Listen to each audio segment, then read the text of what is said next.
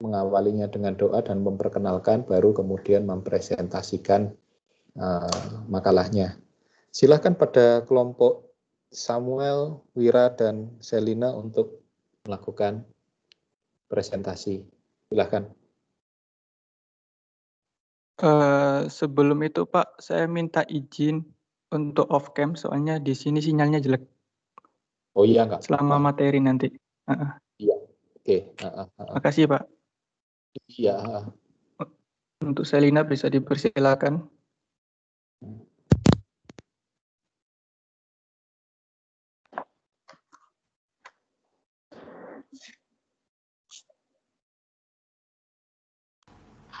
Baik, selamat pagi pada teman-teman sekalian. Pada kesempatan hari ini, kami dari kelompok 6 akan mempresentasikan hasil kerja kami mengenai estimasi arus kas dan analisis risiko. Sebelum itu, izinkan saya memperkenalkan anggota kami terlebih dahulu. Yang pertama saya, Selina Andini Murti, NIM 1219136, selaku moderator pada presentasi kali ini. Dan ada Samuel Karisma Winata, NIM 1219121, dan Wira Ananta Suteja.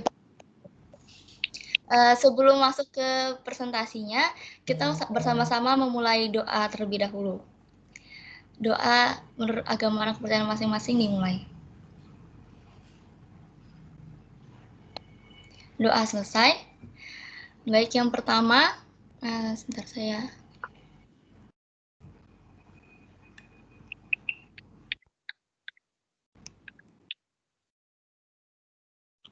Topik pembahasan kita hari ini ada 3. Yang pertama laporan arus kas, yang kedua ada estimasi arus kas, dan yang ketiga studi kasus dan pembahasan. Dalam laporan arus kas ini dipaparkan penerimaan kas, pembayaran kas, kas aktivitas operasi, investasi, dan pendanaan perusahaan. Di estimasi arus kas ini kita mempelajari untuk mengetahui perkiraan arus kas yang terjadi dalam suatu proyek, dan yang di studi kasus dan pembahasan ini itu estimasi arus kas dan analisis risikonya. Ya, sebentar Selina. Ya. Tolong di-share screen-nya ya, share screen. Oh iya, materinya nggak muncul. Oh iya ya, mati Pak. Maaf. Iya.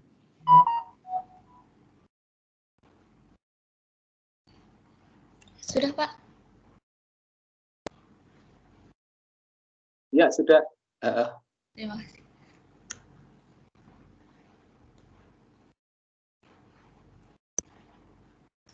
Selanjutnya ini dipresentasikan oleh Wira. Ya, selamat pagi. Di sini saya akan menjelaskan tentang definisi dari laporan arus kas.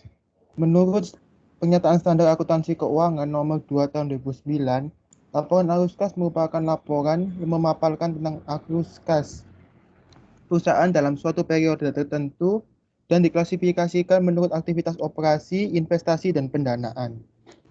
Next. Selanjutnya, klasifikasi arus kas yang berhubungan dengan suatu proyek dan wajib dicantumkan dalam laporan arus kas yaitu yang pertama adalah arus kas operasional. Arus kas operasional terbagi ke dalam 2 bagian yaitu arus kas masuk operasional dan arus kas keluar operasional. Arus kas masuk operasional terjadi akibat adanya penerimaan hasil penjualan tunai, pengumpulan piutang, usaha, dan laba perusahaan. Sedangkan arus kas keluar operasional terjadi akibat adanya pengeluaran biaya produksi, upah pekerja langsung, biaya overhead pabrik, dan biaya operasi perusahaan. Yang kedua adalah arus kas pendanaan. Arus kas pendanaan dibagi ke dalam 2 bagian, yaitu arus kas masuk pendanaan dan arus kas keluar pendanaan. Arus kas masuk pendanaan terjadi akibat adanya penerimaan modal seperti penerbitan saham oleh perusahaan. Sedangkan arus kas keluar pendanaan terjadi akibat adanya biaya yang timbul karena tambahan modal seperti pembayaran dividen kepada para pemegang saham. Yang ketiga adalah arus kas investasi. Arus kas investasi terbagi ke dalam 2 bagian yaitu arus kas masuk investasi dan arus kas keluar investasi. Arus kas masuk investasi terjadi akibat adanya penerimaan dari penjualan aktiva tetap dan surat-surat berharga. Sedangkan arus kas keluar terjadi akibat adanya pengeluaran untuk pembelian aktiva tetap dan surat-surat berharga. Next. Yang di sini kita akan membahas mengenai dua topik, yaitu arus kas proyek dan arus kas tambahan. Next. Yang pertama adalah arus kas proyek. Arus kas proyek merupakan aliran kas yang berhubungan dengan suatu proyek. Arus kas proyek terdiri dari 3 bagian, yaitu arus kas dari investasi tetap yang berkaitan dengan pembelian atau penjualan aset tetap yang berfungsi untuk mendukung suatu proyek yang sedang dijalankan. Yang kedua, arus kas dari investasi modal kerja. Arus kas dari investasi modal kerja ini berkaitan dengan investasi piutang dagang yang dilakukan perusahaan terhadap suatu proyek. Yang ketiga adalah arus kas dari operasi yang berkaitan dengan aliran kas masuk dan kas keluar perusahaan yang digunakan untuk kegiatan operasional suatu proyek. Arus kas operasi dalam arus kas proyek dapat dilakukan estimasi dengan 3 metode, yaitu metode pertama adalah kas masuk dikurangi kas keluar yang dapat dirumuskan pendapatan dikurangi beban kas dikurangi pajak. Metode kedua yaitu laba akuntansi yang disesuaikan, dapat dirumuskan laba setelah pajak dikurangi penyusutan. Metode yang ketiga adalah pengurangan pajak yang dapat dirumuskan pendapatan dikurangi beban kas dikali 1 dikurangi tingkat pajak ditambah penyusutan dikali tingkat pajak.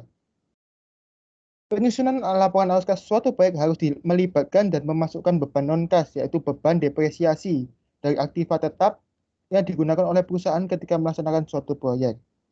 Jadi berdasarkan beberapa hal tentang arus kas proyek yang telah dipaparkan, dapat disimpulkan bahwa arus kas proyek merupakan aliran kas masuk dan kas keluar yang berhubungan dengan suatu proyek, sehingga menyebabkan adanya penerimaan dan pengeluaran kas untuk keperluan proyek tanpa memperhitungkan pembayaran bunga. Next. Yang selanjutnya adalah arus kas tambahan. Arus kas tambahan merupakan arus kas bersih yang dapat mencerminkan perubahan total arus kas perusahaan yang terjadi sebagai akibat langsung dari diterimanya suatu proyek. Ada 3 hal yang berkaitan dengan arus kas tambahan, yaitu yang pertama adalah biaya tertanam. Biaya tertanam merupakan suatu pengeluaran kas yang terjadi dan tidak dipengaruhi oleh keputusan yang sedang dipertimbangkan. Yang kedua adalah biaya kesempatan. Biaya kesempatan merupakan kas yang dapat diperoleh dari aset yang telah dimiliki oleh perusahaan apabila tidak digunakan untuk proyek. Yang ketiga adalah eksternalitas, merupakan pengaruh yang dimiliki oleh suatu proyek terhadap bagian-bagian lain dari perusahaan. Penentuan waktu arus kas harus dapat dilakukan secara tepat, karena laporan laba rugi dinyatakan dalam suatu periode tertentu seperti tahun dan bulan, sehingga tidak dapat mencerminkan secara tepat waktu terjadinya pemasukan dan pengeluaran kas dalam suatu periode. Arus kas tambahan sangat dipengaruhi oleh jenis dari suatu proyek, yaitu yang pertama ada proyek ekspansi. Proyek ekspansi merupakan suatu proyek yang dilakukan perusahaan untuk melakukan investasi pada untuk meningkatkan penjualan. Yang selanjutnya ada proyek pengganti. Proyek pengganti merupakan suatu proyek yang dilakukan perusahaan untuk mengganti aset yang sudah ada dengan aset baru atau yang sudah tidak dapat dipakai dengan aset yang baru. Berdasarkan beberapa hal tentang laporan arus kas tambahan yang telah dipaparkan, dapat disimpulkan bahwa arus kas tambahan merupakan arus kas bersih yang muncul akibat diterima atau dilakukannya suatu proyek oleh perusahaan. Next. Untuk selanjutnya akan dijelaskan oleh Selina. Baik, terima kasih. Selanjutnya saya akan membahas mengenai estimasi arus kas. Jadi estimasi arus kas ini digunakan perusahaan ketika perusahaan itu ingin membuat proyek gitu. Jadi ada beberapa kegunaannya. Yang pertama itu memberikan gambaran tentang seluruh rencana penerimaan kas yang berhubungan dengan rencana keuangan perusahaan dan transaksi yang menyebabkan perubahan kas. Yang kedua, sebagai dasar yang digunakan untuk melakukan taksiran kebutuhan dana untuk masa yang akan datang dengan memperkirakan jangka waktu pengembalian pinjaman. Yang ketiga, membantu manajer dalam mengambil kebijakan di bidang keuangan. Dan yang terakhir, memberikan informasi kepada kreditur agar dapat melihat kemampuan perusahaan dalam membayar kredit yang akan diberikan. Selanjutnya ada macam-macam risiko proyek. Risiko proyek pertama itu dapat dialami oleh perusahaan adalah risiko berdiri sendiri atau stand alone. Risiko berdiri sendiri merupakan risiko yang akan dialami oleh perusahaan apabila proyek tersebut merupakan satu-satunya aktiva perusahaan dan pemegang saham perusahaan juga hanya memiliki satu saham. Risiko standalone dapat diukur dengan variabilitas dari pengembalian yang diharapkan atas aktiva tersebut. Yang risiko proyek kedua adalah risiko pasar. Risiko pasar ini merupakan suatu risiko yang timbul karena menurunnya nilai-nilai suatu investasi karena pergerakan faktor-faktor pasar. Selanjutnya ada 4 faktor pasar yang dapat mempengaruhi naik turunnya nilai suatu investasi. Yang pertama itu ada risiko suku bunga, yang merupakan risiko kerugian pada posisi keuangan karena perubahan suku bunga. Yang kedua, risiko nilai tukar, merupakan risiko kerugian pada posisi keuangan akibat perubahan nilai tukar valuta asing dan perubahan harga emas. Yang ketiga ada risiko ekuitas, merupakan risiko kerugian pada posisi keuangan akibat perubahan nilai ekuitas yang mencakup seluruh posisi ekuitas dalam kategori AFS atau available for sale. Dan yang terakhir ada risiko komoditas, merupakan risiko kerugian pada posisi keuangan akibat perubahan nilai komoditas. Selanjutnya ada risiko proyek yang ketiga, itu risiko perusahaan atau korporat. Risiko perusahaan merupakan risiko yang mencerminkan pengaruh proyek terhadap perusahaan yang diukur oleh pengaruh proyek terhadap variabilitas laba perusahaan dan efek diversifikasi pemegang saham dalam portofolio yang tidak akan diperhitungkan. Yang terakhir, risiko proyeknya ada risiko sistematis, di mana risiko sistematis adalah risiko proyek yang mempertimbangkan fakta bahwa suatu proyek hanya salah satu dari banyak proyek yang ada di perusahaan dan saham perusahaan hanya salah satu dari banyak saham dalam portofolio pemegang saham. Selanjutnya akan dijelaskan oleh Samuel. Yang berikutnya adalah metode-metode estimasi arus kas. Sini pakai pendekatan ekuivalen kepastian. Pendekatan ekuivalen kepastian untuk PPT-nya bisa ditampilkan. Oke. Pendekatan ekuivalen kepastian merupakan pendekatan yang memungkinkan seseorang untuk memberikan penilaian yang sama antara sejumlah arus kas yang sudah pasti diterima dengan arus kas yang belum pasti dan mengandung resiko. Penyesuaian resiko dengan pendekatan ekuivalen kepastian dilakukan secara langsung terhadap arus kas yang akan terjadi di masa mendatang. Untuk tingkat diskonto yang digunakan dalam melakukan perhitungan estimasi arus kas dengan pendekatan ekuivalen adalah tingkat diskonto bebas risiko. Berikutnya ada aturan pengembalian keputusan dengan menggunakan pendekatan ekuivalen kepastian, yaitu apabila certainty equivalent NPV lebih besar dari 0, maka usulan proyek diterima, dan apabila lebih kecil dari 0, maka usulan proyek ditolak. Untuk rumusnya ada 3, kita menggunakan 3 metode. Yang pertama, metode pengurangan estimasi arus kas dengan jumlah standar deviasi yang cukup untuk menjamin bahwa dalam distribusi, kemungkinan kejadiannya pasti. Perhitungan certainty equivalent cash flow menggunakan metode 1 dapat dirumuskan sebagai berikut. Jadi untuk CET di sini ada certainty equivalent untuk periode T. Untuk AT di sini adalah cash flow estimate untuk periode T juga. Untuk selanjutnya adalah standar deviasi. Setelah melakukan rumus yang pertama itu, kita melakukan perhitungan certainty equivalent dengan menggunakan metode kedua. Metode pertama, maka dapat diketahui besarnya certainty equivalent NPV dari suatu proyek dengan rumus sebagai berikut. Ini rumus berikutnya adalah keterangannya, CET adalah certainty equivalent untuk periode T, sama seperti di atas. L0 di sini adalah investasi awal pada tahun ke-0. Untuk K di sini tingkat diskonto bebas resiko, dan N adalah usia proyek. Selanjutnya.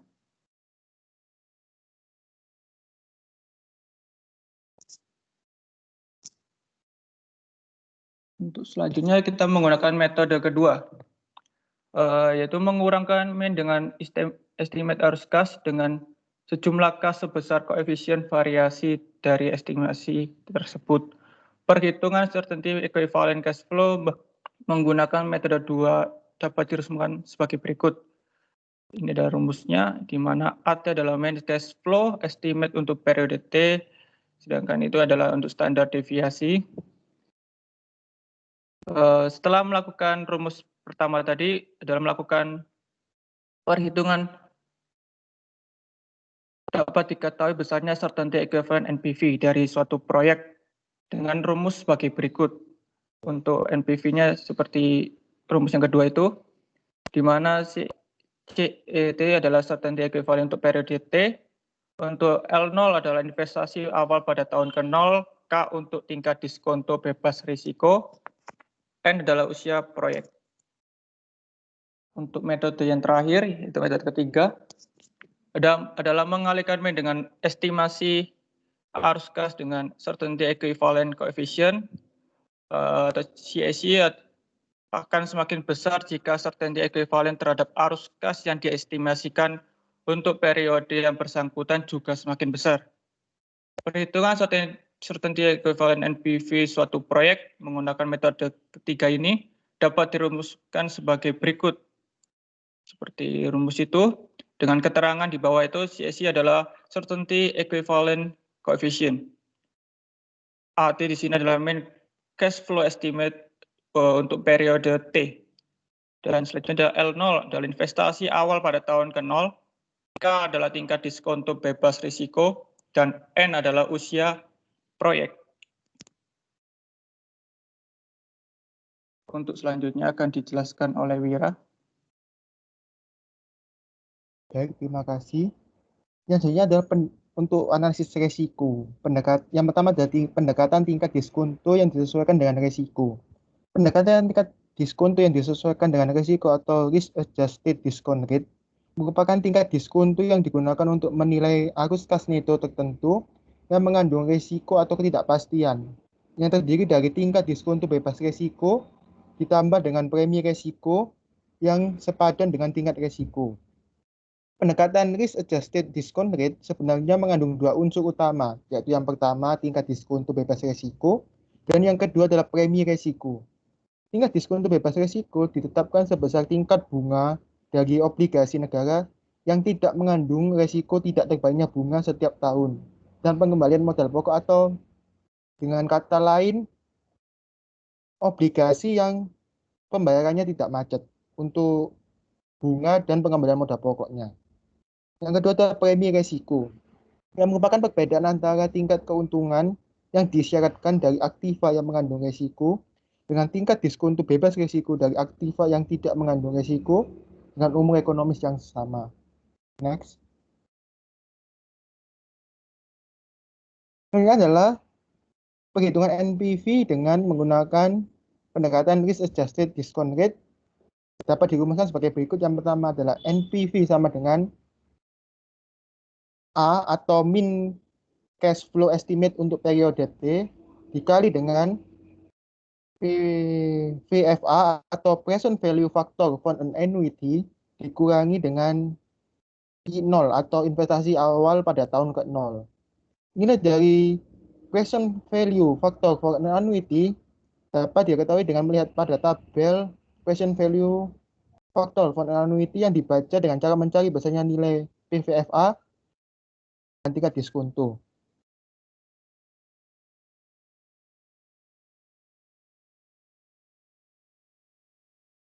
Elina, slide-nya kelebihan.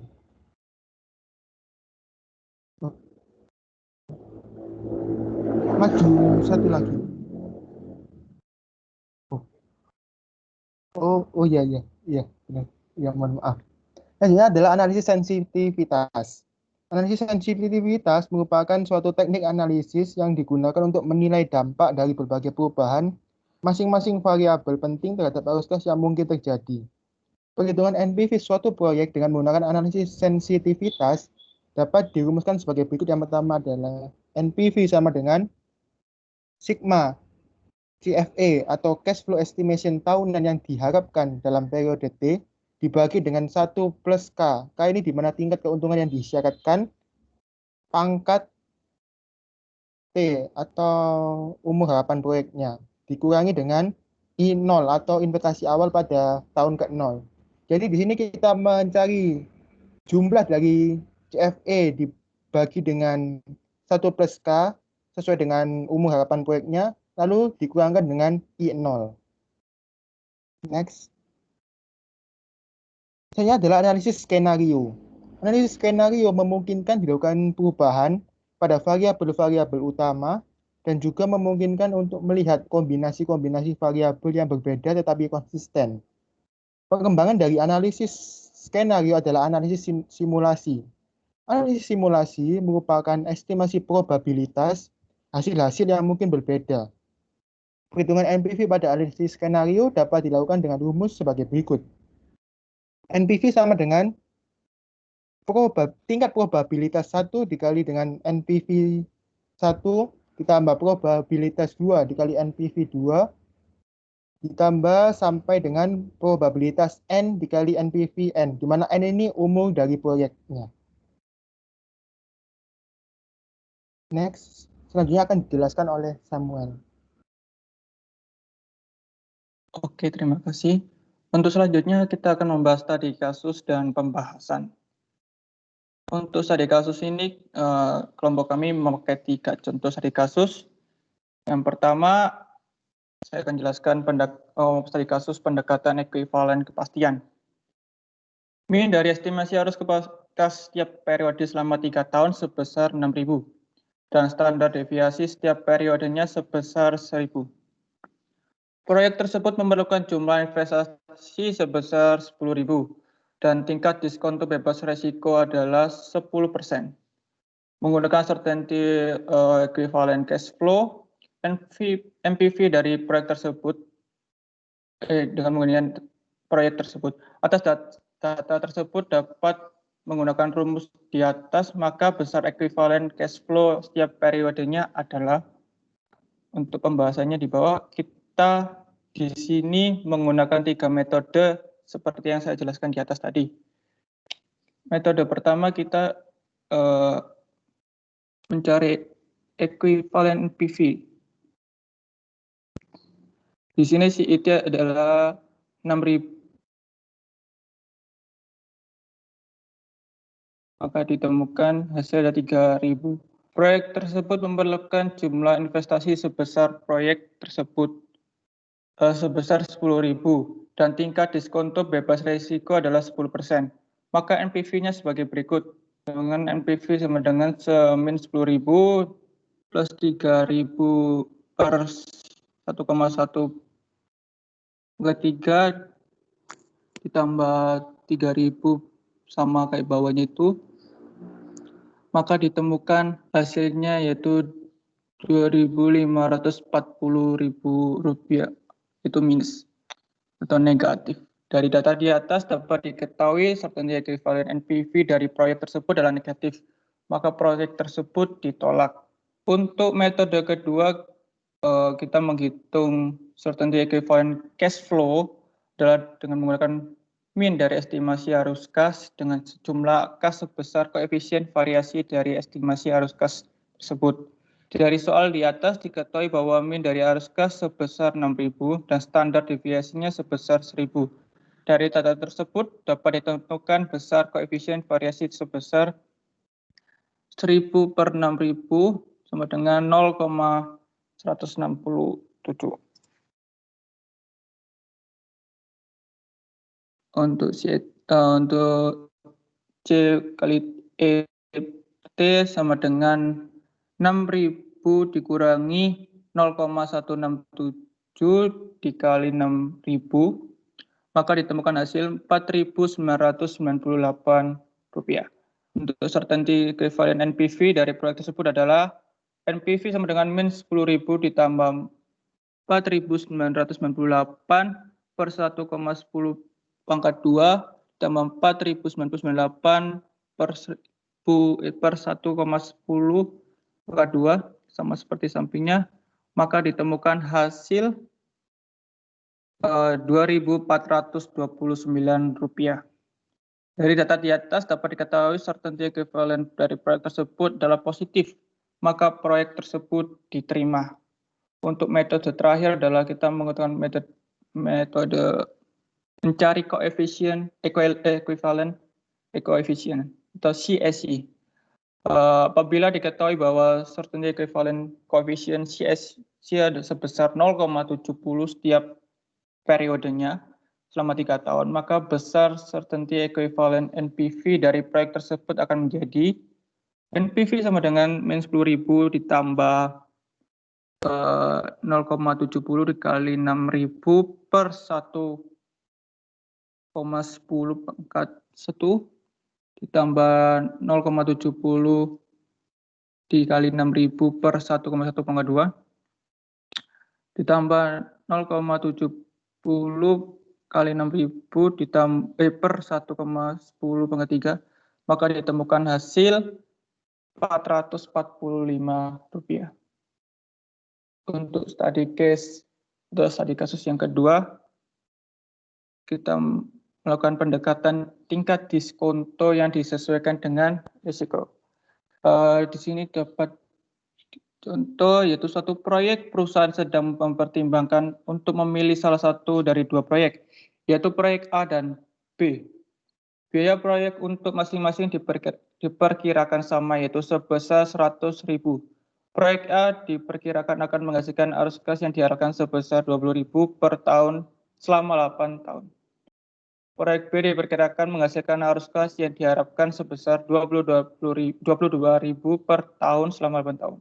Tapi karena pasar untuk produksi A lebih baik daripada pasar produksi B, maka standar deviasi dari arus kas proyek A akan meningkat. Adanya perbedaan tingkat risiko yang terkandung dalam masing-masing proyek tersebut. Maka pimpinan perusahaan akan menggunakan tingkat diskonto yang berbeda dengan kedua proyek tersebut. Oleh karena proyek B mengandung risiko yang lebih besar dibandingkan proyek A, maka ditetapkan tingkat diskonto untuk proyek B juga lebih besar pada tingkat diskonto yang akan digunakan untuk proyek A. Misalnya tingkat diskonto untuk A ditetapkan sebesar 10%, untuk proyek B sebesar 14%. Atas dasar informasi tersebut dapat dihitung NPV dari masing-masing proyek sebagai berikut.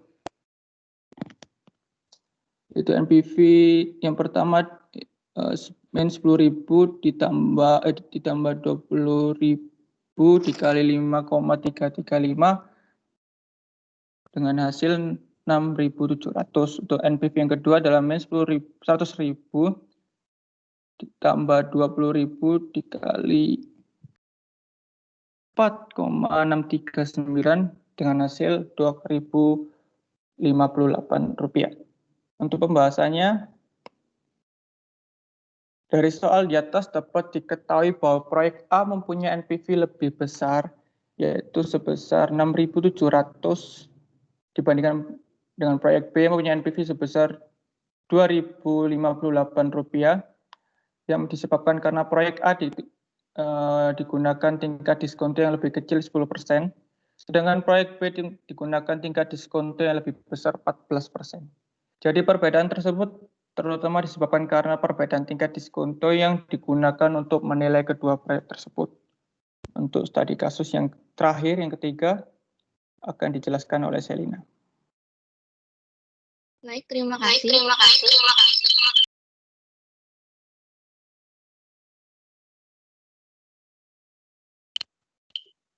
Maaf, ini saya gunakan dua device, jadi saya ingin.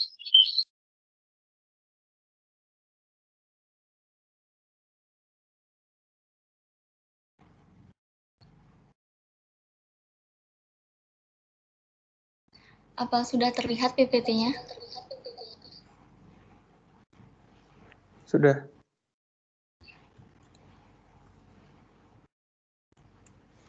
Ya, jadi ada analisa sensitivitas.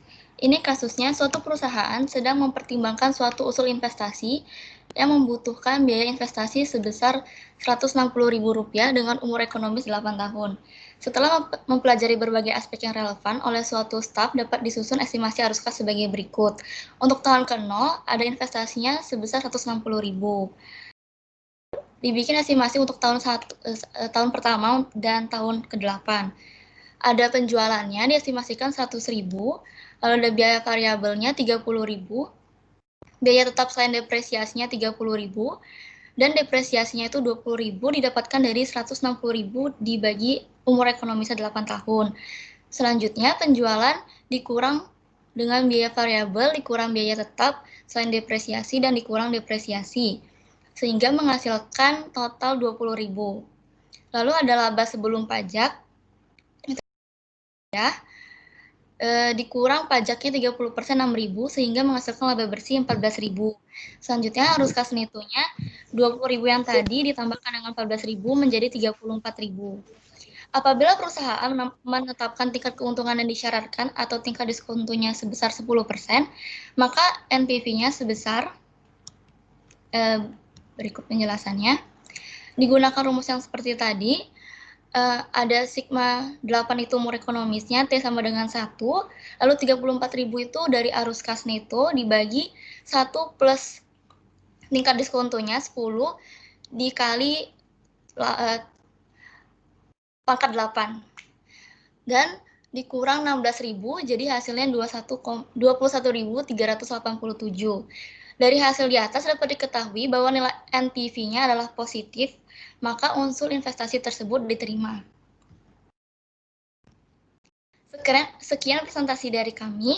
Kami akan buka sesi tanya-jawab. Ada 2 sesi tanya-jawab, yang masing-masing sesi ada 4 penanya. Jadi totalnya 8 penanya, sesi tanya-jawab akan dibuka. Bagi yang ingin bertanya, dipersilahkan.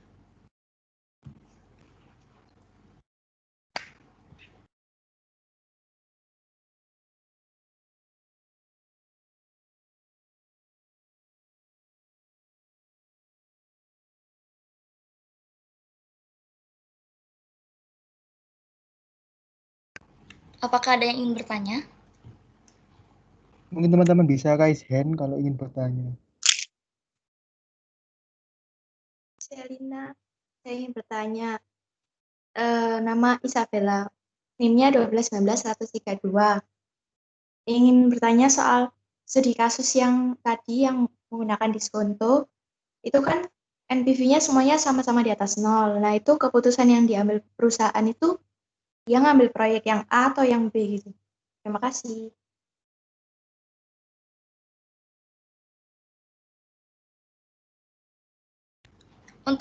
Terima kasih. Untuk studi kasus yang nomor 2 ya? Ya, yang kedua. Oh iya, terima kasih. Selanjutnya ada yang ingin bertanya?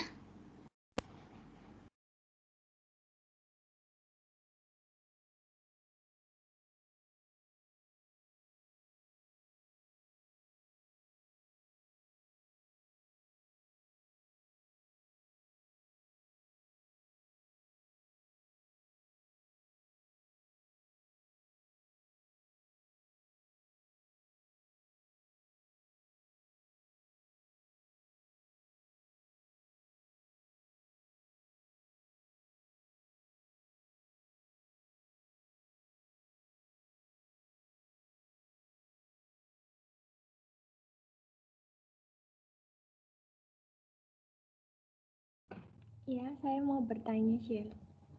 Saya Irena Veronica dengan NIM 1219114. Mau bertanya, apa dampak yang baik jika arus kas dari aktivitas operasi itu meningkat atau pertumbuhannya itu positif dampaknya? Terima kasih. Ya, terima kasih. Ada yang ingin bertanya lagi? Saya ingin bertanya, saya Agnes dengan NIM 1219001. Jadi apabila nilai NPV dari suatu proyek itu sama, terus kemudian perusahaan akan memilih yang mana jika nilai NPV itu seandainya sama. Terima kasih. Ya, terima kasih.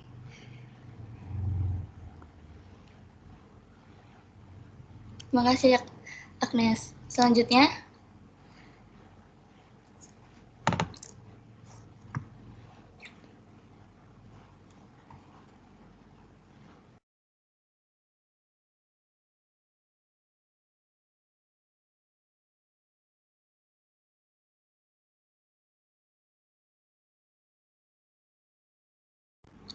baik, jika tidak ada, kami akan diskusikan terlebih dahulu. Terima kasih.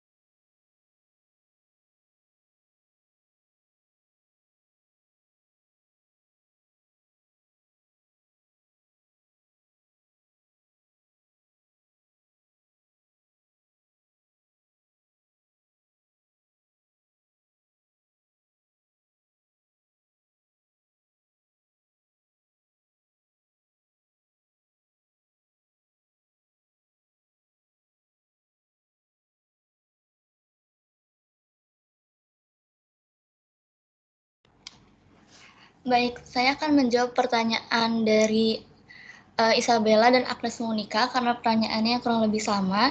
Jadi jika suatu perusahaan ingin membuat proyek, 2 proyek itu lalu dianalisis menggunakan net present value. Jika net present value-nya sama-sama positif, maka diambil yang lebih besar karena keuntungannya itu akan lebih besar juga. Jadi misalkan proyek A NPV-nya lebih kecil, maka NPV-nya B itu kan jauh lebih besar, maka proyek B yang diambil. Terima kasih.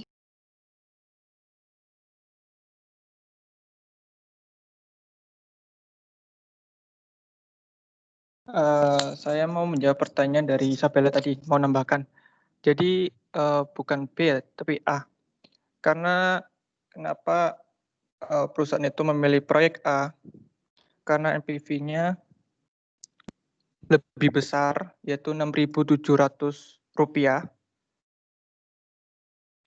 setelah memasukkan faktor resiko ke dalamnya. Jadi perusahaan ini dari A dan B lebih dipilih proyek A karena itu tadi, karena NPV-nya lebih besar senilai Rp6.700. Dari sini bisa dipahamin oleh Isabella. Bisa. Terima kasih. Iya.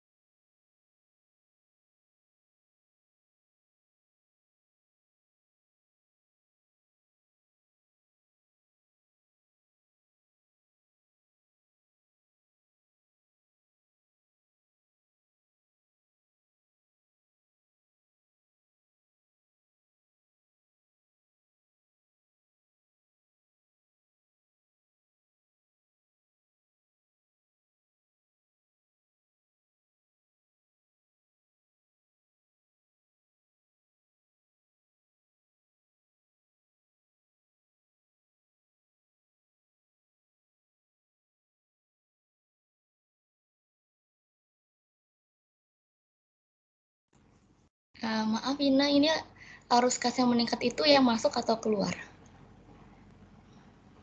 Yang masuk, Syel. Oh iya, masuk.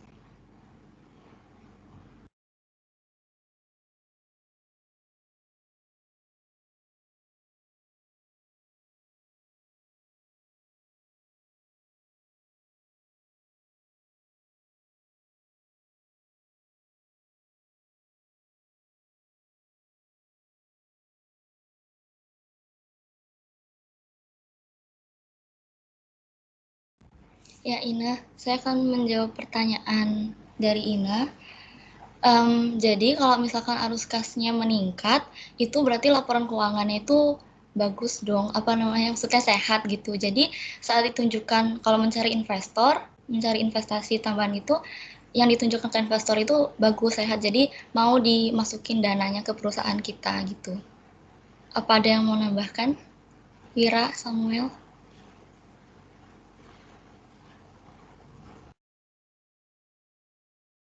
Iya, saya mau nambahkan sedikit.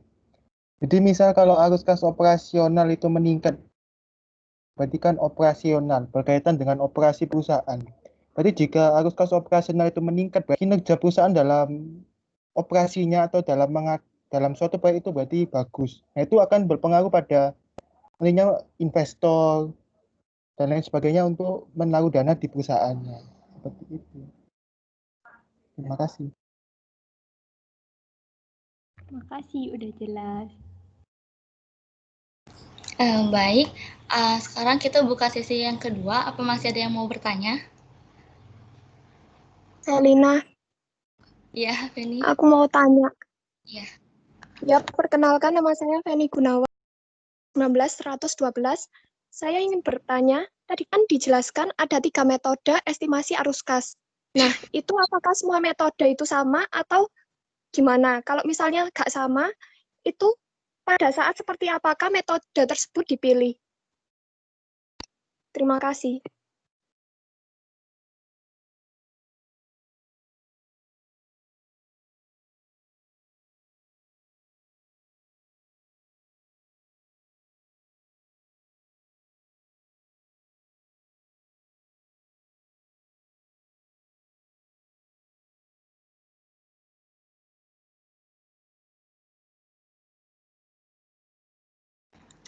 Baik, Feni, saya akan menjawab pertanyaan dari Feni. Jadi metode arus kas itu kan banyak gitu, ada 3. Nah, itu dipakainya itu tergantung dari perusahaannya mau melihat apa. Misalkan kalau mau melihat net present value-nya yang akan masa datang pakai yang NPV. Terus kalau mau lihat jangka panjangnya itu pakai yang payback period gitu. Pokoknya itu tergantung dari perusahaannya. Terus juga itu kan ada kurang apa plus minusnya, ada metode ini apakah kelebihannya ini, kekurangannya ini gitu. Jadi dipertimbangkan oleh perusahaan mau pakai yang cocok yang mana gitu. Apakah jelas penjelasannya? Baik, terima kasih. Ada yang mau menambahkan, teman-teman? Sam, Wira?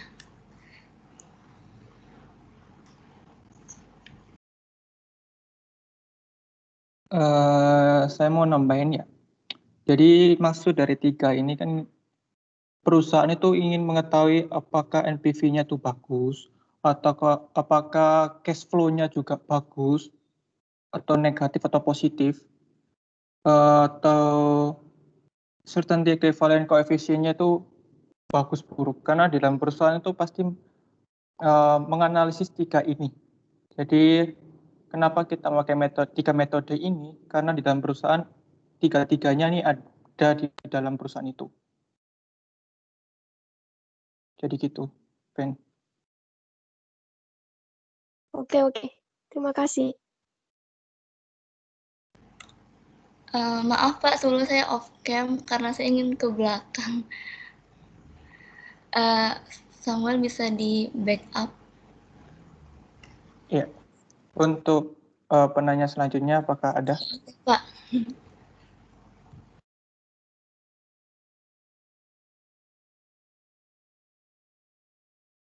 Untuk sesi kedua ini, apakah ada yang ditanyakan lagi?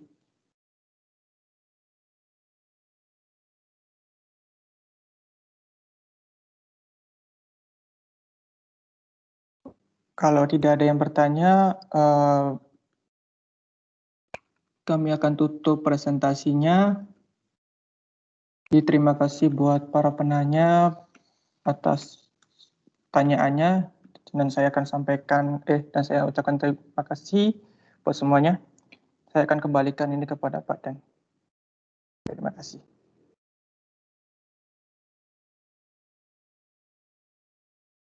Pak Dan bisa lanjutkan. Ya, terima kasih untuk menyaji, untuk Samuel, Wira, dan Selina, juga untuk semua yang ikut berpartisipasi ya. Sepertinya memang libur, kita kos itu ini perlu lagi, ternyata manajemen keuangan itu sesuatu yang tidak bisa kemudian memang terhenti gitu ya, harus memang belajarnya runut terus. Ini kemudian seperti seakan-akan yang lain itu masih belum panas ya. Karena apa? Karena yang disampaikan sebenarnya terkait dengan apa yang disampaikan di 4 minggu sebelum ini ya, sebelum kita libur panjang karena sebelum apa itu? Sebelum Maulid Nabi kalau nggak salah ya.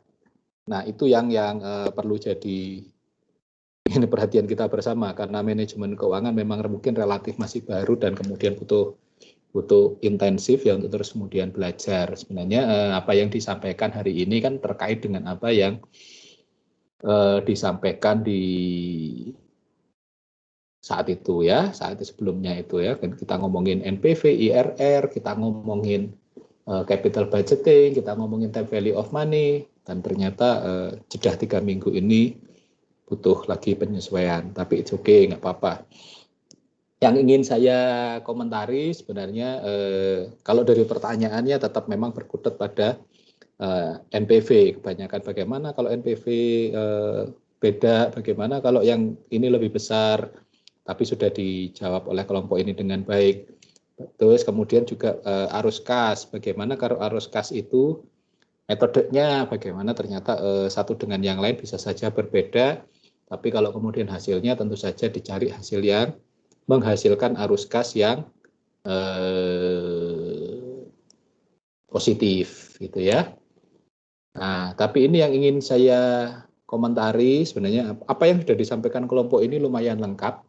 Jadi mengenai estimasi arus kas, analisis resikonya sudah lengkap, sudah baik ya, baik khususnya di presentasi sih.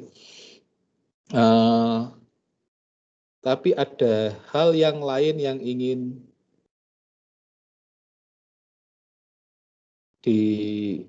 saya sampaikan terkait dengan, tentu saja terkait dengan makalah ya.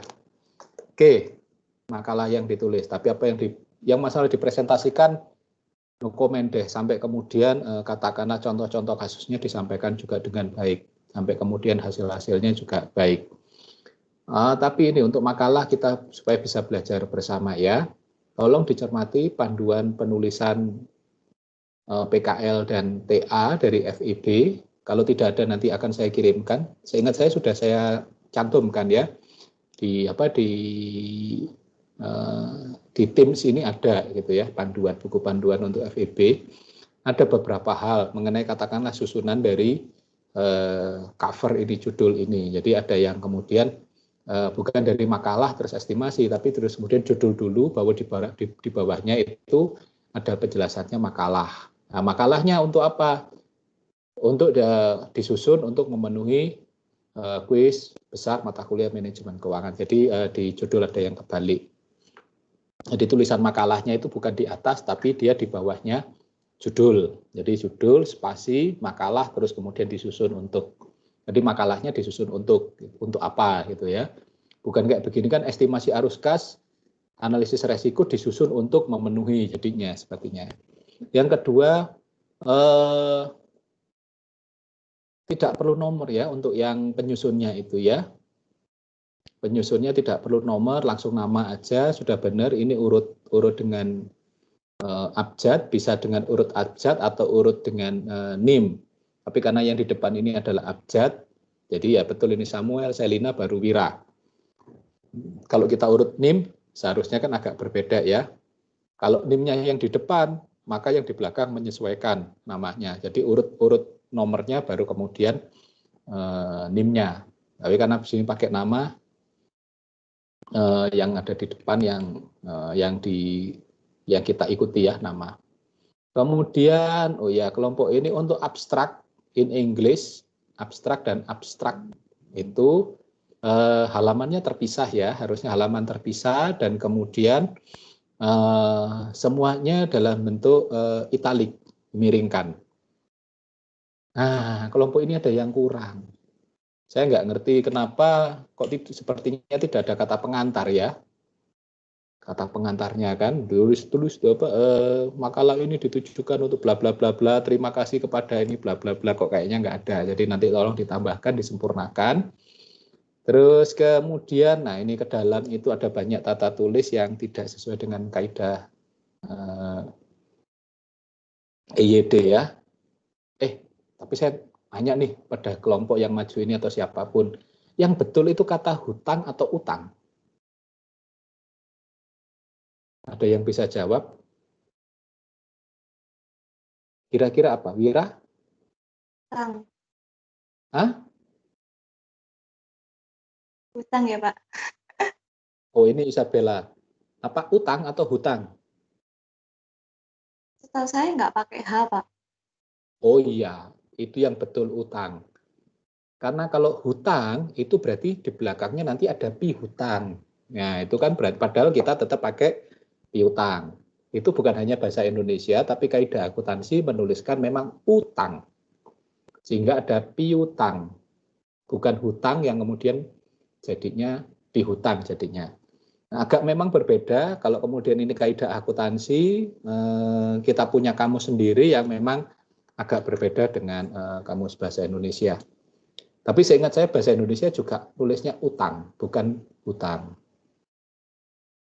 Nah, kemudian ini yang juga banyak bersalah. Bukan bersalah ya, banyak yang salah. Awalan me, terus kalau kemudian apalagi di belakangnya ada akhiran i, itu apakah ditulis semuanya lengkap? Katakanlah mempunyai, mempengaruhi, mempercayai. Apakah ditulis seperti itu atau bagaimana kaidah bahasa Indonesianya? Ini sekaligus kita belajar ya, kita belajar penulisan ilmiah dan penulisan bahasa Indonesia untuk tujuan ilmiah. Ada yang bisa jawab? Tes bahasa Indonesia ini jadinya. Pak Dani gimana mata kuliah manajemen keuangan kok tes bahasa Indonesia? Karena begini, kalau dalam bahasa Indonesia, awalan me, akhiran i, itu untuk huruf dasar yang berawalan dengan kata dasarnya itu KPTS, KPST gitu ya, itu kalau mendapat awalan me dan akhiran i harus luruh.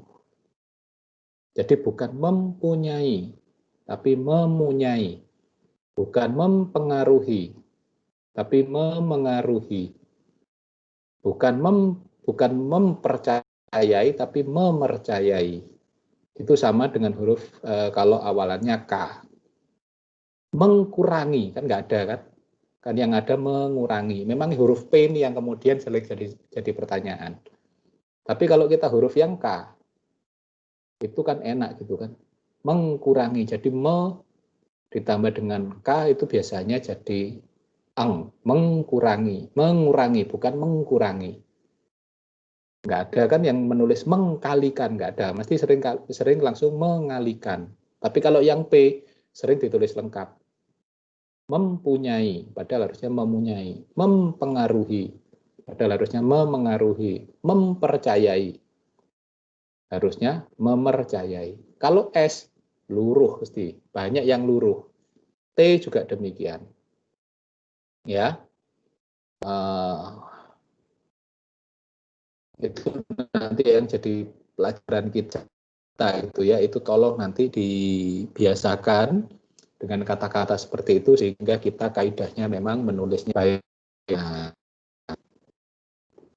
Oke, nah di bab 1 ini latar belakangnya cuma 2 paragraf. Harusnya kan bisa diperkaya gitu ya, harus diperkaya tidak hanya 2 paragraf. Karena kita ngomong latar belakang, ini kan kita ngomong alasan kenapa kita menulis. Nah, ini kelompok bisa sebenarnya diperkaya dengan Mengapa penting laporan arus kas? Mengapa penting melakukan analisis resiko? Jadi jawaban-jawaban itu mengapa, terus kemudian bagaimana itu dituliskan di latar belakang. Jadi tidak hanya bercerita dalam kurun waktu belakangan ini banyak bermunculan perusahaan di Indonesia, itu kan kita ngomongin yang di luar sana. Tapi intinya saat kita ngomongin latar belakang itu yang paling banyak, yang paling sering kita tuliskan itu sebenarnya kita mengapa, yang kita jawab itu mengapa dan bagaimana. Mengapa sih kita kemudian harus belajar tentang analisis resiko?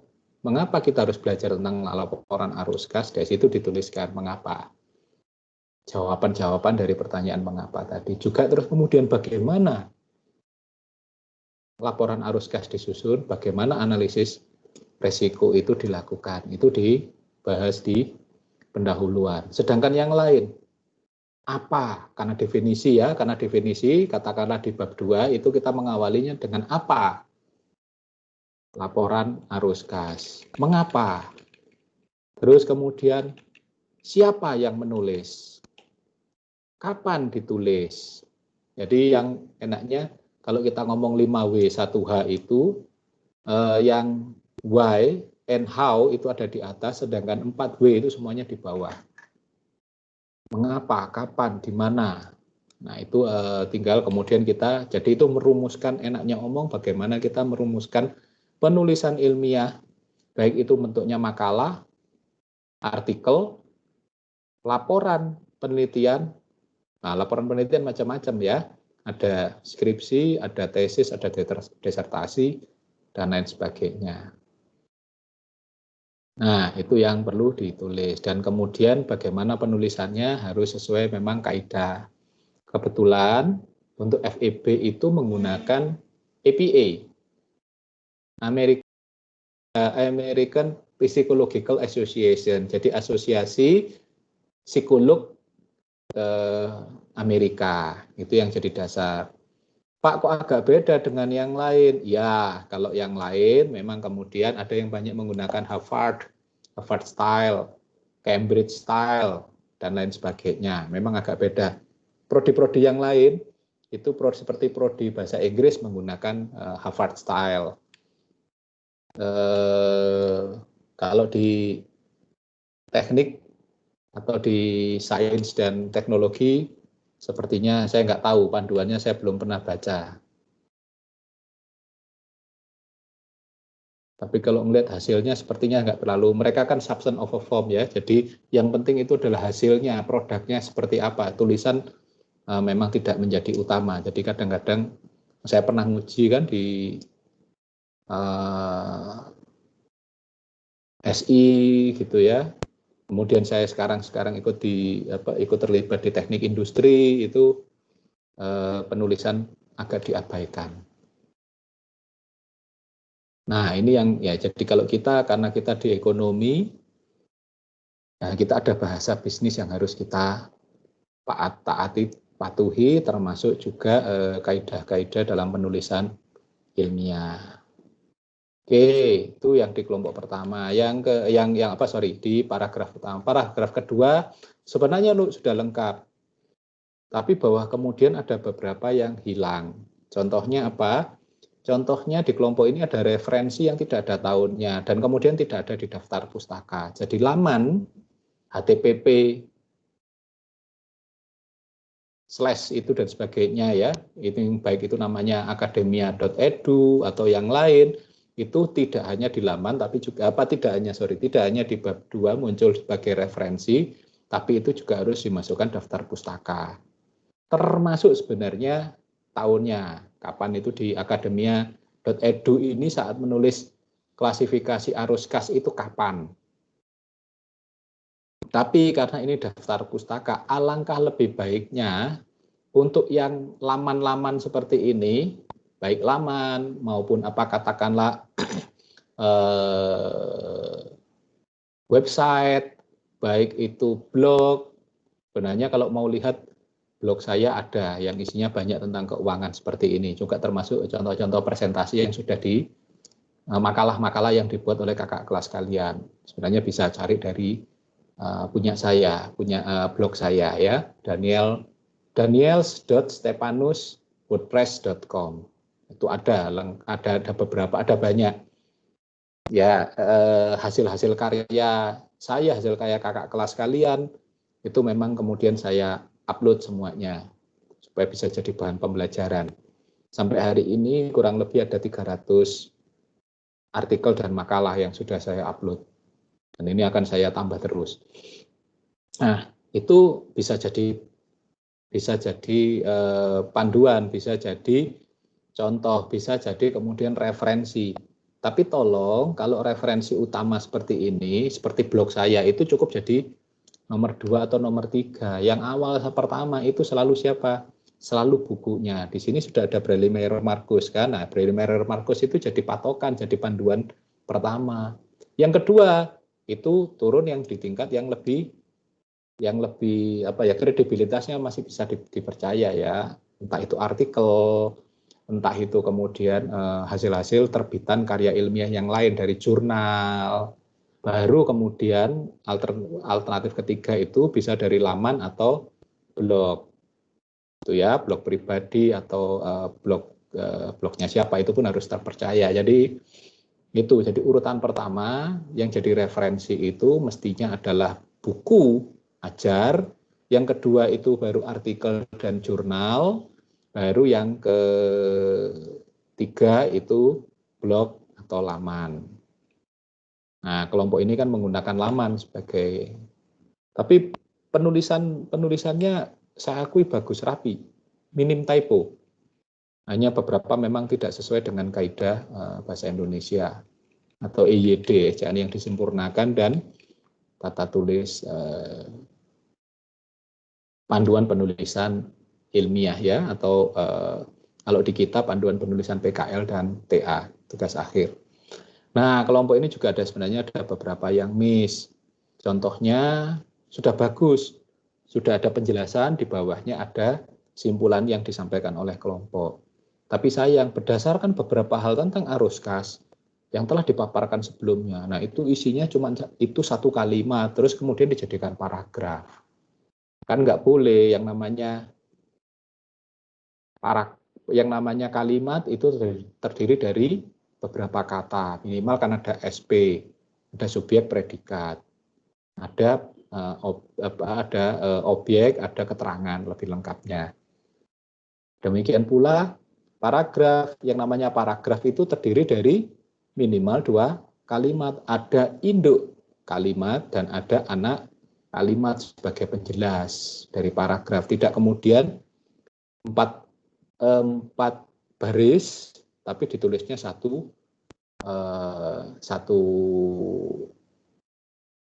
kalimat menjadi satu paragraf. Oke, itu yang di sebelum di akhir 2.2 itu ya. Kemudian kita turun di, nah ini kemudian banyak yang menggunakan akademia.edu, itu sebenarnya adalah referensi ketiga atau referensi yang paling lemah. Referensi yang paling kuat tentu saja adalah buku, kedua adalah artikel jurnal, ketiga baru laman. Nah, seperti yang Mahardika, Helmi dan sebagainya itu pasti saya tahu itu berasal dari artikel atau jurnal. Nah, itu dipakai langsung kan bisa ketahuan namanya. Helmi tahun 2014, Mahardika 2018. Kalau yang WordPress ini blog, sama seperti laman. Dia agak lemah. Metode estimasi. Nah, selain itu yang namanya tanda baca itu harusnya menempel ya pada kata. Jadi metode 1.2 itu nempel, metode 1.2-nya itu nempel. Nah, kemudian yang di bawahnya ini yang kemudian rumus kan C kali ET dan sebagainya itu harusnya langsung aja titik-titik 1 kan, rumus 1 kan, bukan ditulis rumus 1.1 certainty equivalent case flow method. Nggak perlu itu. Jadi langsung aja rumusnya dan kemudian titik-titik-titik dalam kurung nomornya 1 kayak gitu. Ya, nggak perlu ditulis rumus. Nah, tapi kemudian masuk di daftar rumus sebagai rumus 1 itu apa penjelasannya itu di atas. Jadi di sini cukup nomornya saja. Rata-rata sih di bab 2 kebanyakan itu ya memasukkan kata rumus 1.1, 1.2, 1.4 yang tidak perlu dan tidak menempel ya untuk rumus ini. Keterangannya itu CEC sudah bagus karena tidak menggunakan kata di mana yang ada di mana-mana. Setahu saya kata di mana itu adalah tanya tempat, tapi kenapa? Di mana? Titik 2, 1, katakanlah CEC sama dengan di mana CEC-nya ya? Di mana? Makalah ini ditujukan untuk, setelah tanya di mana, terus makalah ini ditujukan untuk, jadi ya sudah tanya pertanyaannya sama jawabannya nggak nyambung, jadiin satu. Tapi kelompok ini sudah baik karena tidak ada kata di mana yang di mana-mana dan daripada yang tidak pada tempatnya. Karena daripada itu bukan dari, tapi itu adalah keterangan banding ya. Saya lebih tua daripada Anda, kayak gitu kan betul. Bukan kemudian daripada. Rumus ini diperoleh daripada buku. Nah, itu kebawa zamannya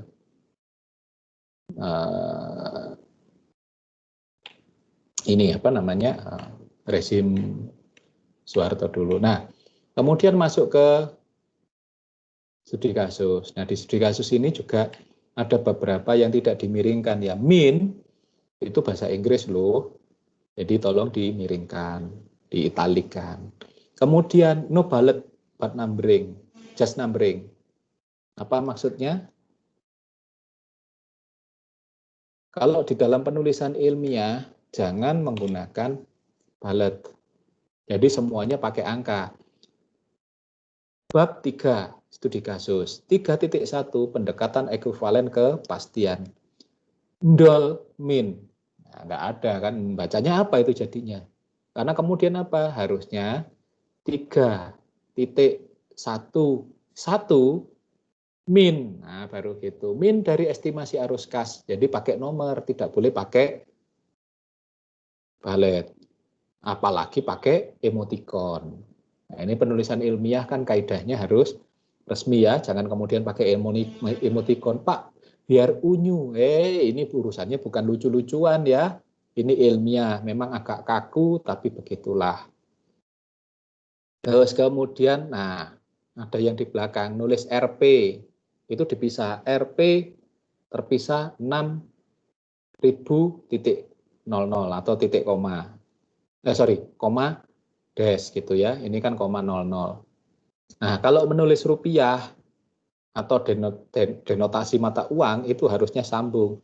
RP langsung 1000-nya itu nempel. Nah, ini kan masih ya. Demikian pula persen. 10 bisa kan bacanya jadi 10 spasi sen. Padahal harusnya kan 10 sen. Itu harusnya nyambung jadi 1.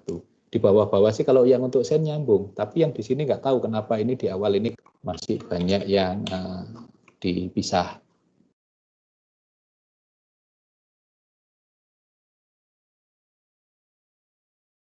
Nah, terus kemudian ada beberapa ya, terus kemudian ada kata sambung ya, tetapi koma baru kemudian apa?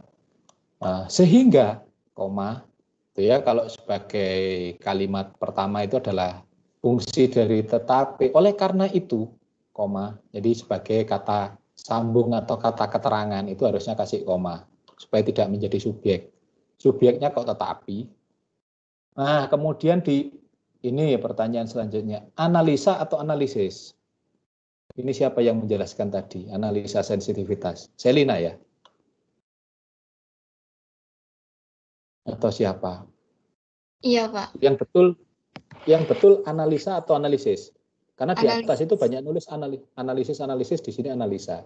Iya, Pak, analisis seharusnya. Oh iya, sudah tahu ya salahnya di sini. Harusnya memang analisis. Karena apa? Itu kemudian kalau kita analisis, ya berarti kan jadi analisis. Hipotesis jadi hipotesis. Terus kemudian tesis, ya jadi tesis. Kemudian kalau analisa, berarti bahasa Indonesianya harus ada hipotesa. Loh kan benar, iya. Tapi hasil karya yang dibuat adalah tesa. Oh enggak, tesis. Oh, karena apa? Belakangnya is. Nah, kenapa yang analisis, yang hipotesis tidak terjemahkan menggunakan is? Enggak enak, Pak. Kebiasaan sudah seperti itu. Jadi belajar penulisan ilmiah itu bukan membenarkan yang biasa. Artinya sudah biasa salah, kita benarkan. Tapi membiasakan yang benar. Memang capek, memang nggak enak, tapi kemudian kita harus terbiasa dengan kaidah penulisan ilmiah. Nah, seperti kemudian tahun 1-8, itu maksudnya apa? Di analisis sensitivitas itu. Karena ada tahun 0, tahun 1-8. Benar nggak saya bacanya gitu? Di mana ini kelompok? Entah Selina, entah Wira, entah Samuel. Tabel 1, itu kan harus dikasih judulnya ya. Tabel 1 judulnya apa? Kalau 1-8 itu bacanya 1-8 loh. Kalau sampai dengan, itu bagaimana cara menulisnya?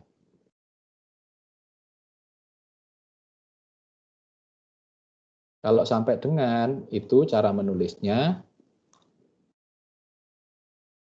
pakai apa?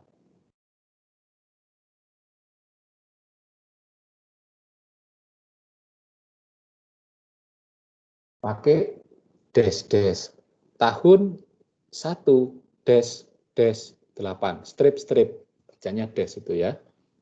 Karena itu berarti bacanya apa? Tahun 1 sampai dengan 8. Juga tidak perlu ditulis S garis miring D, itu juga salah. Jadi penulisan notasinya itu 1-8 sampai dengan. Itu kemudian kalau di spasi sendiri, itu nanti akan memanjang. Belakang, panjang banget gitu ya. Dash-nya itu jadi panjang. Nah, itu menuliskan gitu. Tabel juga di bawahnya jangan lupa dikasih sumber 2 bla bla bla tahun berapa. Lupa ini loh saya tulis, saya buat sendiri, saya hitung sendiri. Ya, berarti ditulis sumber 2 diolah dalam kurung tahun berapa Anda buatnya? 2020. Ya. Nah, kemudian di studi kasus sama sebenarnya di pembahasan tidak perlu menulis pembahasan kasus dan opini. Langsung aja pembahasan, baru di 4.1 pembahasan. Nah, ini sebenarnya sama, kesalahannya sama dengan yang di atas. Ya, bahasa Indonesia, KPST, jadi, analisis, dan and so on. Nah, tapi pada EYD-nya. Nah, saya kok cuma sampai bab 4 kelompok ini? Gimana? Selina, Wira, Samuel?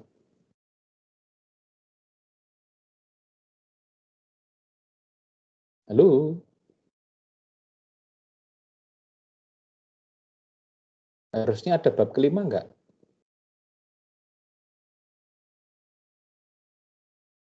Mana ini kelompok? Tuh, kok pada diam?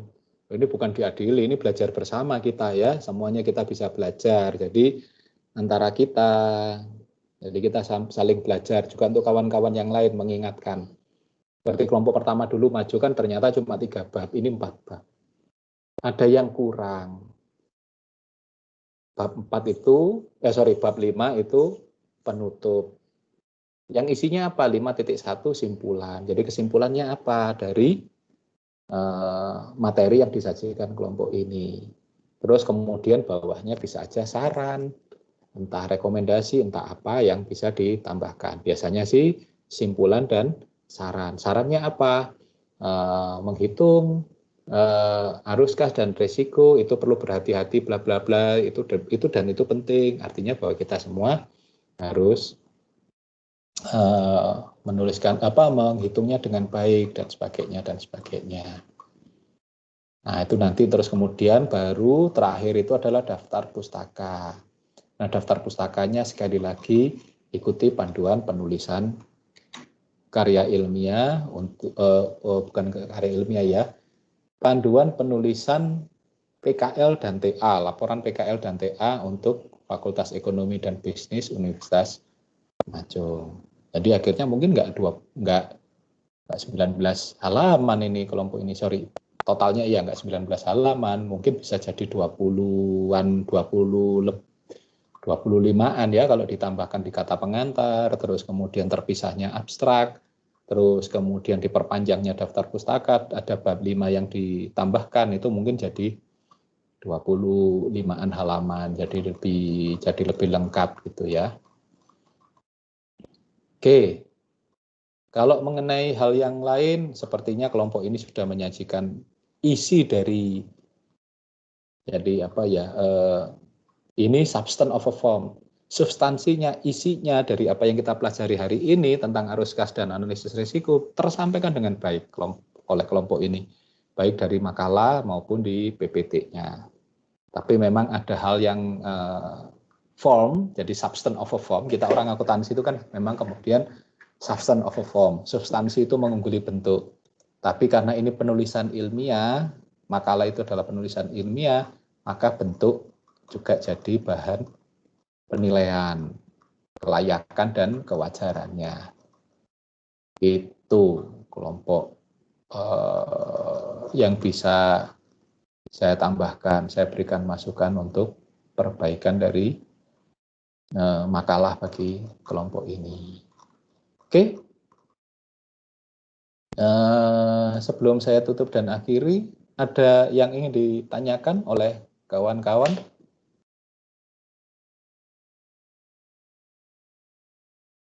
Silahkan kalau ada yang mau ditanyakan, mau didiskusikan.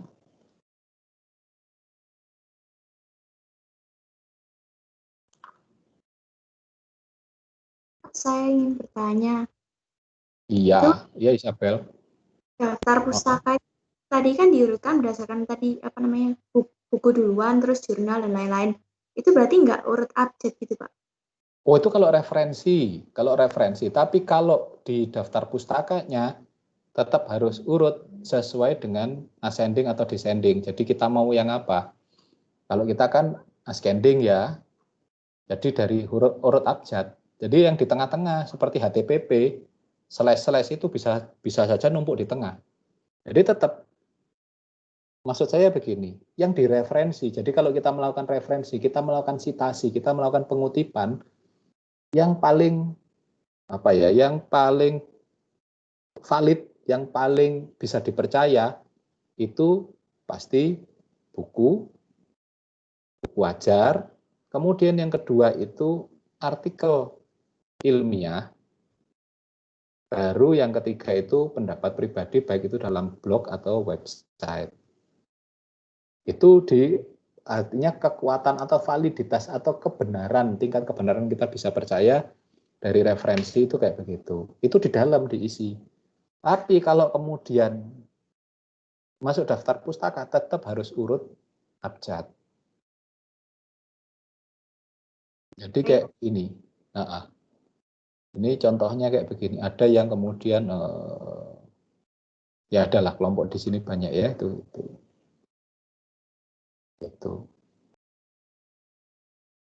Oke, ada yang lain selain Isabella? Pak, mau tanya mengenai daftar rumus itu. Jadi kan tadi Bapak ngomongnya daftar rumusnya nggak perlu pakai rumus 1.2, 1. berapa, sekian gitu kan Pak. Terus kan disuruhnya yang titik-titik dalam kurung 1. Itu berarti kalau penulisan di daftar rumusnya nanti itu judul sama halaman yang 1 itu apa? Pakai langsung nomor rumusnya Pak? Kalau nanti di daftar rumus yang setelah daftar isi itu itu di sini kan nggak ada daftar rumusnya. Ya ini daftar rumus, daftar gambar, daftar tabel kan nggak ada. Jadi daftar rumusnya nanti di atas itu langsung satu. Nama rumus apa, belakangnya itu halaman berapa. Jadi di belakangnya itu satu rumus apa katakanlah rumus NPV. Halaman berapa? Halaman 30. Nah, katakanlah halaman 14. Dua, rumus IRR halaman langsung rumus IRR titik di belakang tulisnya 18. Jadi sama seperti daftar isi biasa dan cukup isinya kalau yang di belakang. Sedangkan kalau yang di depan yang di badan makalah itu langsung jadi rumusnya NPV-nya apa ya? Apa NPV sama dengan apa bla bla bla bla bla di belakang. Terus kemudian itu titik belakang nomornya 1. IRR juga gitu. Rumus IRR, rumusnya IRR sama dengan bla bla bla bla langsung dikasih titik di belakang itu 2. Jadi tidak perlu ditulis rumus 1.1, 1.2 dan sebagainya terus kemudian di belakang di depan ada daftar rumusnya. Itu namanya redundant. Kita mengulang sesuatu yang sebenarnya tidak penting karena apa? Rumus itu sebagai penjelas, daftar pustakanya sudah ada, referensinya sudah ada di situ, referensinya masuk ke daftar pustaka, sedangkan urutan nomornya itu untuk menunjukkan rumus ini sudah ada di daftarnya, masuk di daftar rumusnya, dan itu menjadi kemudian, oh rumusnya rumus ini itu ada di daftar rumus. Begitu Agnesmu. Oh iya Pak, makasih. Iya.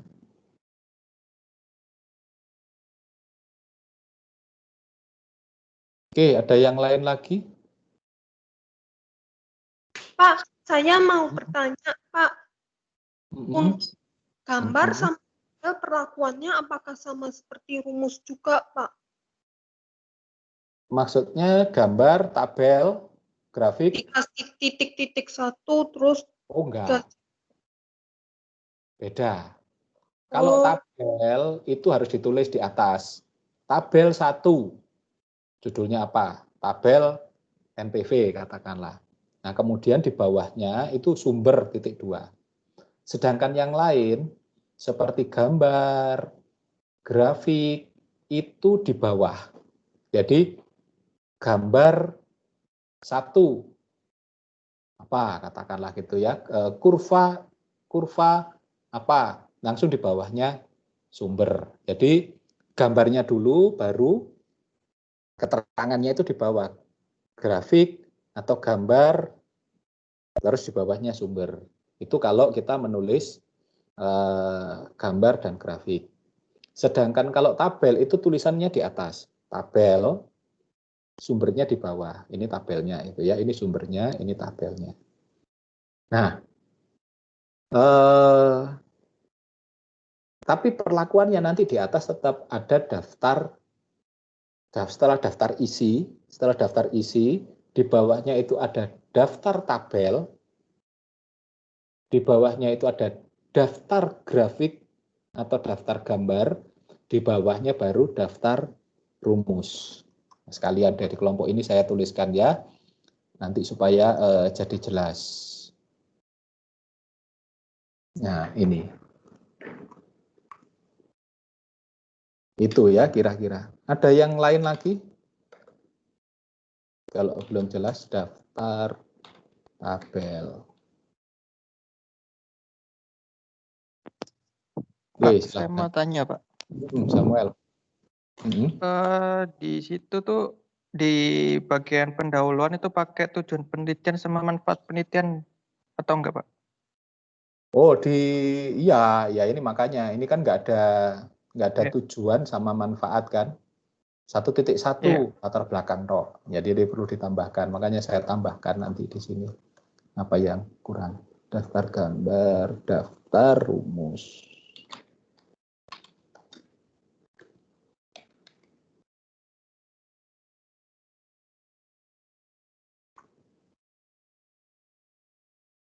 Oke, yang lain lagi?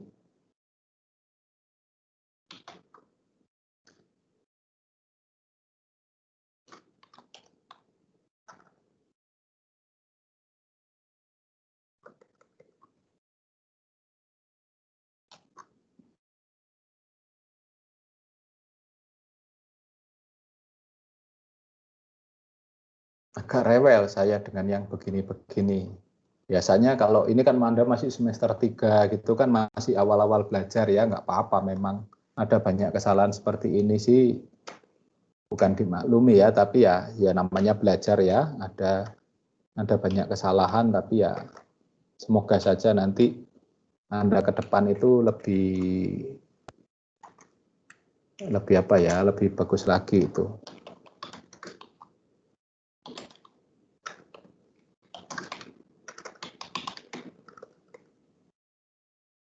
Enaknya kemudian dengan kita belajar seperti ini, harapannya kami itu nanti di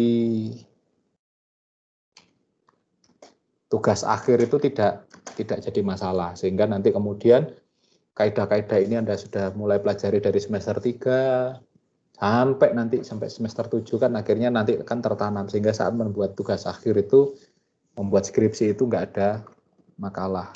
Nggak ada makalah.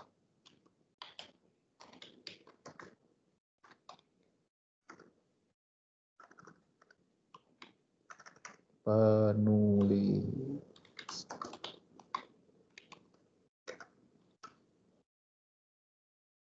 Oke, ada yang lain mau ditanyakan?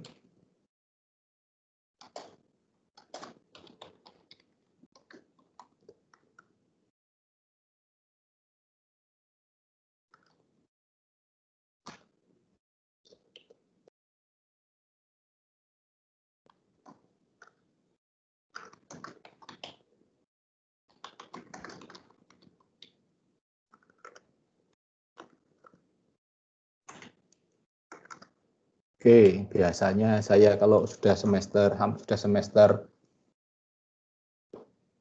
7 gitu ya, apalagi nulis proposal masih salah-salah kayak begini itu, atau katakanlah skripsi, saya sering bully gitu ya.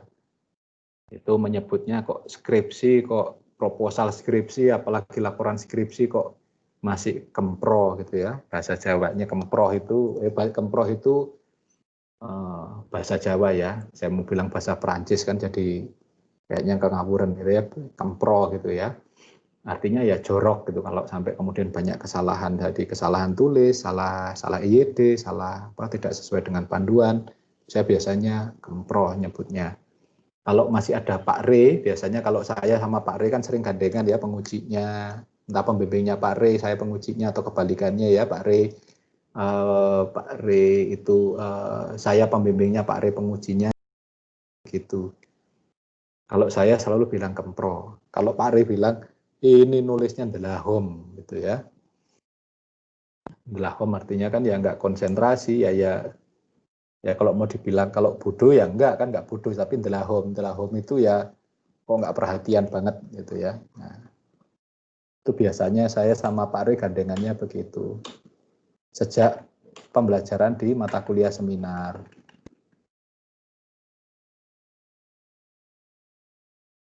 Oke.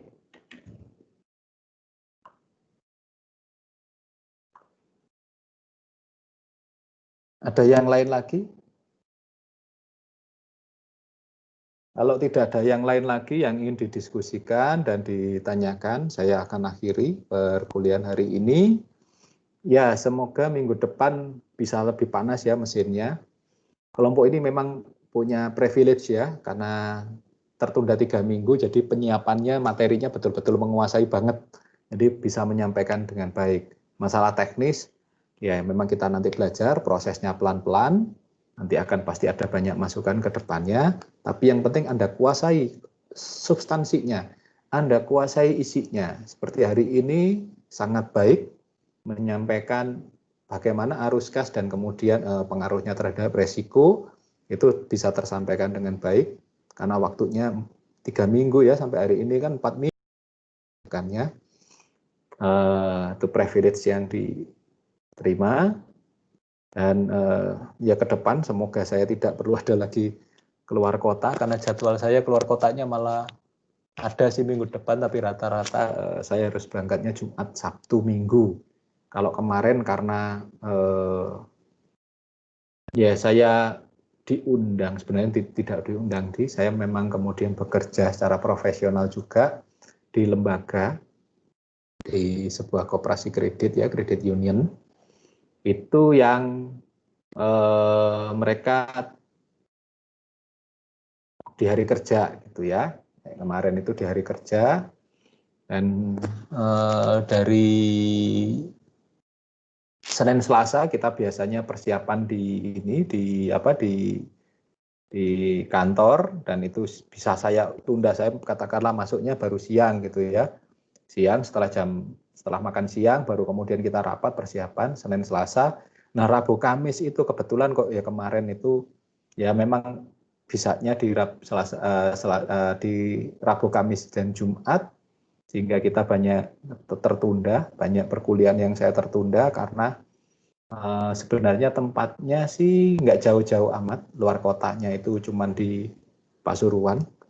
Tapi kalau yang anak-anak Wain pasti tahu, saya bekerjanya di CU Sawiran, jadi kami banyak kemudian aktivitasnya juga punya tempat yang namanya Rumah Retreat Sawiran gitu ya, mau nggak mau ya di sana, konsentrasinya di sana. Pak, Pasuruan Pak, nggak jauh-jauh. Iya, dari Kebun Raya nggak jauh kok. Tapi masalahnya di sana cuma satu. Masalah karena di lembah bawah turunan itu sinyalnya. Mungkin anak-anak yang pernah ke Rumah Retreat Sawiran ya, anak-anak Kosayu, anak-anak Wain pasti tahu, merasakan kayak apa di sana. Dekat jalan, masih nggak terlalu jauh dari jalan besar, tapi yang namanya sinyal susah banget. Ada, terus hari ini ada di mana? Di aula. Oh, besoknya kemudian, bukan besoknya, nanti itu kena angin, karena cuaca. Oh, di sana unit Maria. Oh, geser ke sana semua. Jadi ya untungnya di sana karena 3 hari kita tidak ketemu sinyal, kita bisa konsentrasi untuk membahas hal-hal yang penting. Tapi setelah itu membuat laporan dan sebagainya disusah. Makanya dalam 2 minggu itu ada 2 hari kita di kota, dalam tanda petik 3 hari di posisi di sana. Sabtu Minggu ya kan urusannya dengan ibadah dan sebagainya. Jadi makanya itu yang agak kerepotan, makanya 2 minggu kita off. Nggak jauh, tapi karena di sana susah sinyalnya. Oke, itu yang bisa saya sampaikan. Kalau tidak ada hal yang lain lagi, kalau tidak ada yang ditanyakan, kita bisa akan akhiri dan tutup perkuliahan hari ini dengan doa untuk mendapatkan yang terbaik dari Tuhan. Dan semoga Anda juga menyelesaikan kuliah ini dengan baik. Dan kondisi segera kembali normal, kita kembali bisa ketemu untuk berkuliah dengan normal. Kalau tidak ada yang lain lagi, kita akan akhiri dan tutup dengan doa. Silahkan berdoa menurut iman kepercayaan masing-masing. Berdoa dipersilahkan.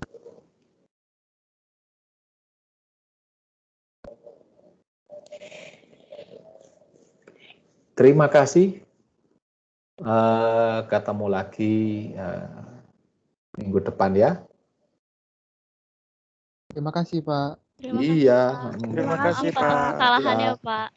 Oh, Terima kasih, apa-apa. Belajar kok. Ya. Terima kasih, Pak. Yuk.